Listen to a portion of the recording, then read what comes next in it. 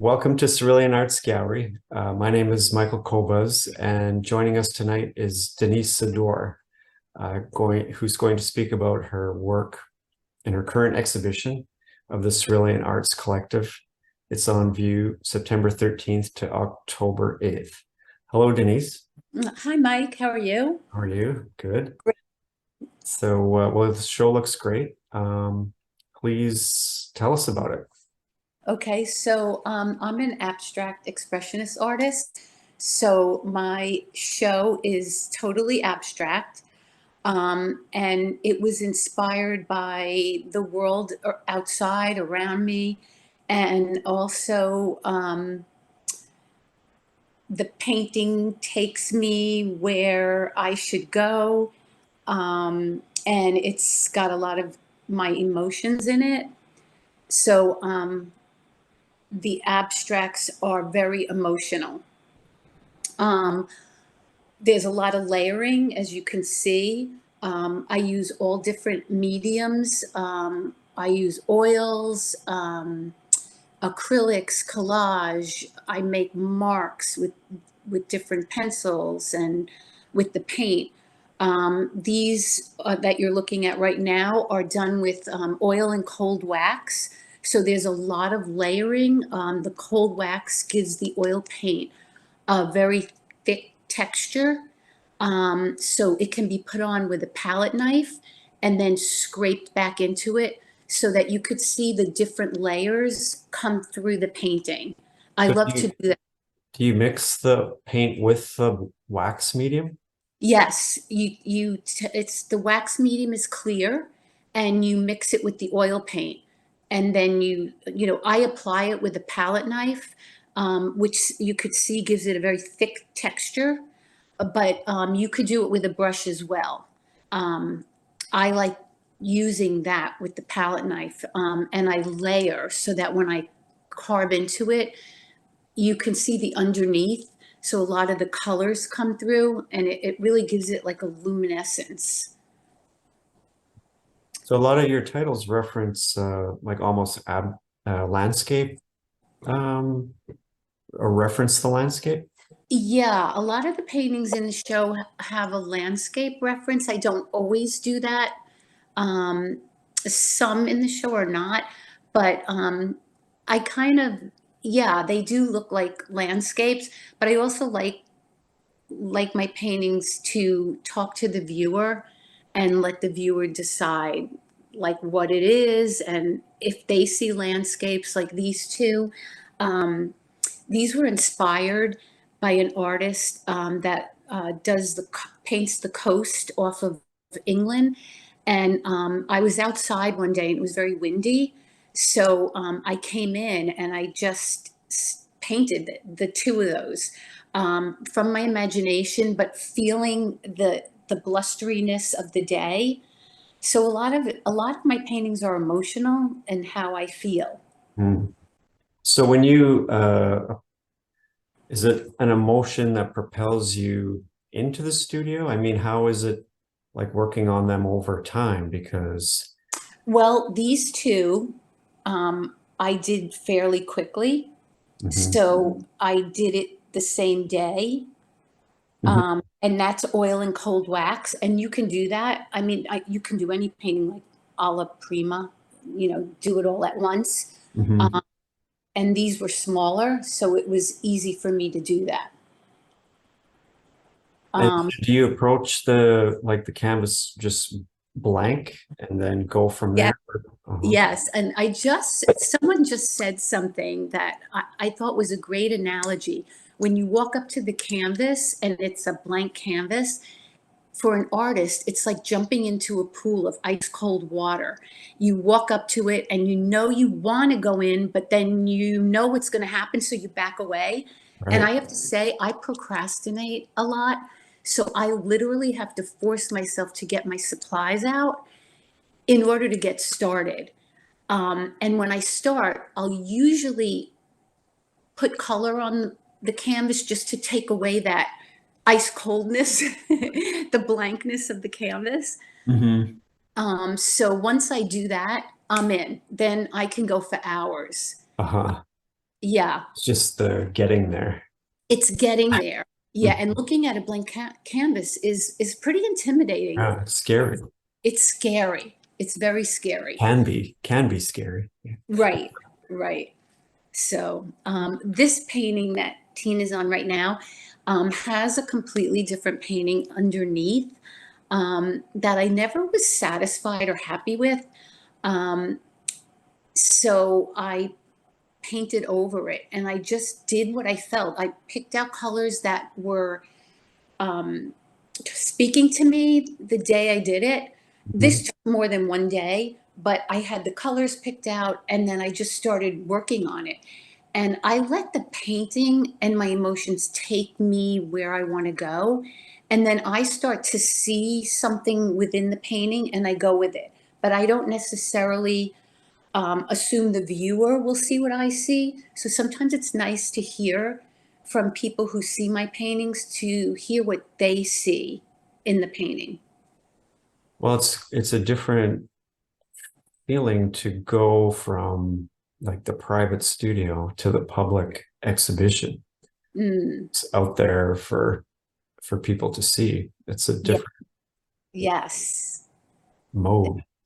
It can be intimidating, but it also can be eye-opening because people see things that you never expected as an artist, like doing the painting. Right.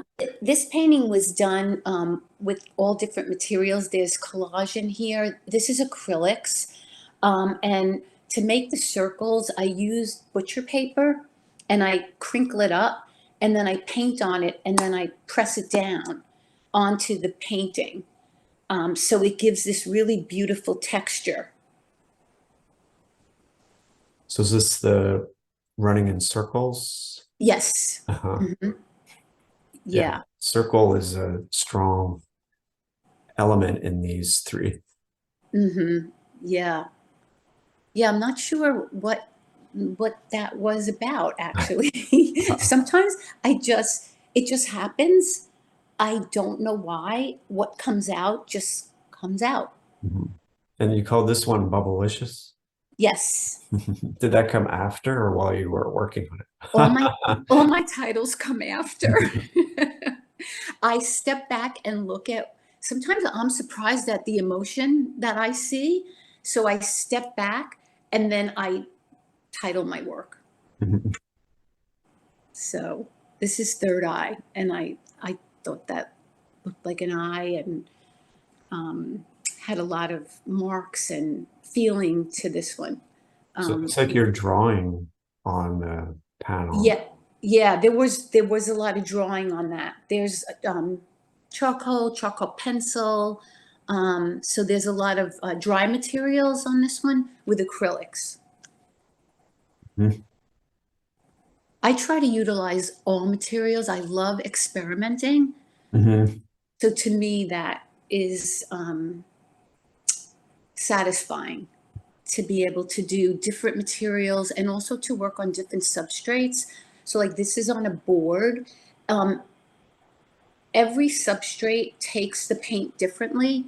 So you can get different techniques and marks and textures. This being a board, when you first start out with putting colors on, it absorbs it. Um, but then as you keep going, you keep layering and all the underneath shows through and you can scrape back. And it's a hard surface, so you really could be rough with it. And I love that. So this has a much quieter feeling than the previous works.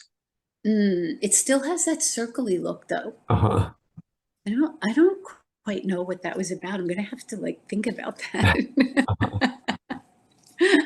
Probably I am running in circles most of the time.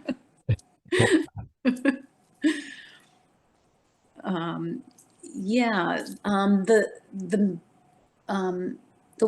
dark one that Uh-huh. has the pink and the orange, that was done with a photo reference, but it didn't look anything like the photo in the end. I started to see like the lights, and I just thought of Tokyo Hmm. with the neon lights and Uh-huh. being in a dark at night, walking down a street. And I just went with that. So even if I start with a photo, I never really look at it more than like maybe the very beginning of a painting. And then I just look at the painting and I go from there. And I call this Tokyo Nights because that's what it reminded me of. Mhm.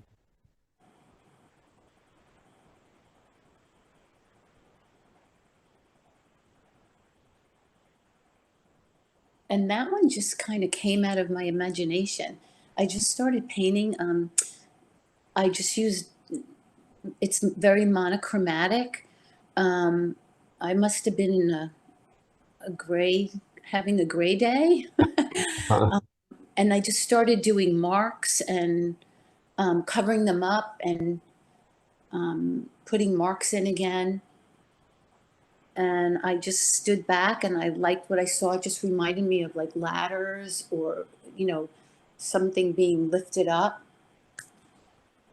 But it's interesting because I'd like to know what other people saw in that. so when you look at them like after you finish them or when they're on display like this, do you think back to the state when you painted them and are trying to, and you like figure out why you make the choices you did, or does it help you to sort it out? Sometimes, yeah, yeah, sometimes, and especially seeing it as a grouping, that's a lot different than seeing it in my studio. So sometimes I see different things. Um, Yes, it's interesting to get it out of your own space and right, somewhere else and all together. right. And sometimes some of the colors peeking through, like even the one you just showed, there was some colors peeking through that I didn't really even see here. But Hmm. looking at it now, I see some underneath colors coming through, which I like. So you're always, I, I, I am always surprised at what comes out, which is great because I don't know the end game and I really don't want to know the end game. It's a bold way of working. Yeah. These It- were these were collage and this one I was just having fun with. And the colors are pretty bright for me in this one. I don't always paint with bright colors. I think the next couple of paintings are, are kind of bright. Um, so that always kind of makes me wonder, you know, do I use bright colors when I'm feeling happy? Um, I don't know. Mhm. Yeah, it's not always a straight line. Right, exactly. Yeah. But it's intuitive. The colors I pick are always intuitive. So I don't go in thinking, oh, I'm going to work with these colors. Sometimes I'll just reach into the bag and pull out a bunch of colors and I'll work with those. Right? Then you don't have to make a choice. No, I don't make a choice. I mean, unless they don't go, but then I usually fix them and make them work. So I love these. I love the colors in these. Um, this was just random. I just started layering, painting, and there's some collage in the other one. I think not so much in this one. And I may have done cold wax on that one. I don't remember. Oh yeah, oil and cold wax. Yeah, the bottom one is oil and cold wax. So there's a lot of that scraping in and mark making. And the top one is, I guess, mixed media with some collage in it. And I think those were done in February. So it was like a Valentine's Day. Well, that's called, the top one's called What's Love Got to Do with It? Right, right. So, and this was similar, you know, just started out with colors on a wood panel. I believe that was the wood panel. Um, and then I just develop it. I make some marks and I just go with it. And intuitively, I just know when I'm done and I just stop. I'll step away from the painting and keep looking at it and maybe once or twice go back into it. But usually when I feel like it's done, I know it's done.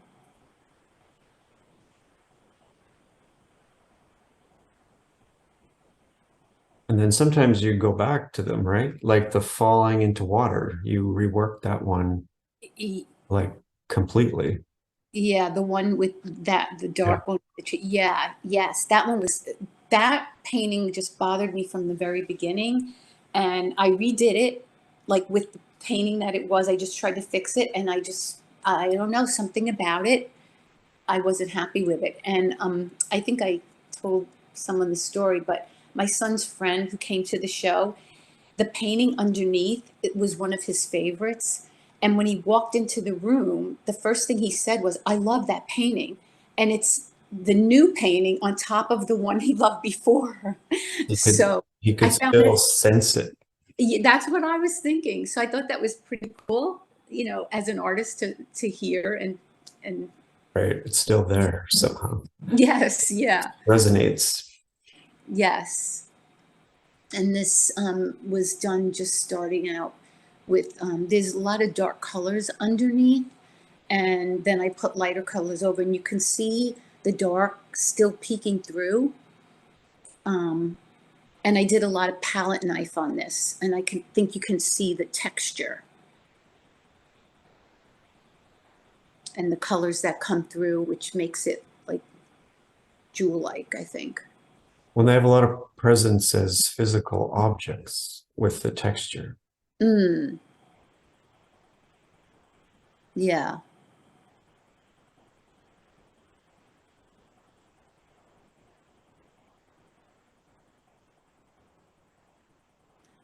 And the one on top is cold wax. I think, yeah, oil and cold wax.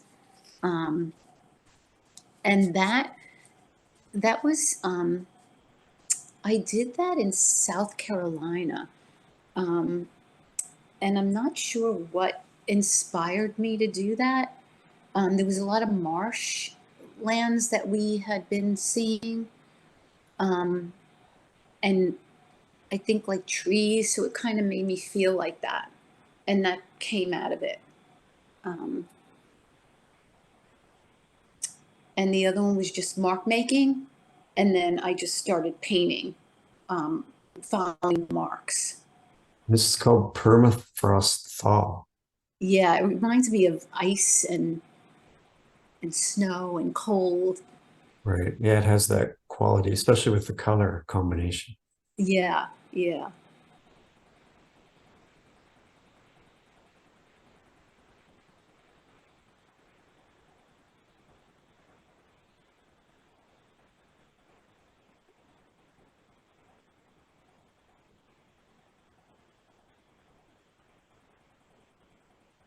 Well, it's Yeah. a show. Thank you so much, Denise. Oh, thank you, Mike. I was very pleased at how the show looked, and yeah, and thank you so much to you and Tina.